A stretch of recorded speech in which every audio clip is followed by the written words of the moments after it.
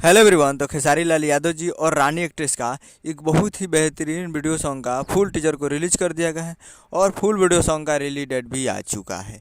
और इस गाने को लिखे हैं आज़ाद सिंह जी और इसमें म्यूजिक दिए हैं विशाल सिंह जी। और इस गाने को गाए हैं खेसारी लाल यादव जी और शिल्पी राज जी, जो कि आपको स्क्रीन के ऊपर दिखाई दे रहा है। जिस सॉन्ग का टाइटल रखा गया है एगो बात बताई, जिसका टाइटल एगो बात बताई। और इसका फुल टीजर रिलीज हो चुका है। जी हाँ, फुल टीजर इसका आ चुका है। और वीडियो में है खेसारी लाल यादव जी और रानी एक्ट्रेस जी, फिट में है रानी एक्ट्रेस जी। तो ये फुल टीजर आज सुबह सुबह रिलीज कर दिया गया है। 7 तारीख को सुबह 6:30 पे फुल टीजर आ चुका है।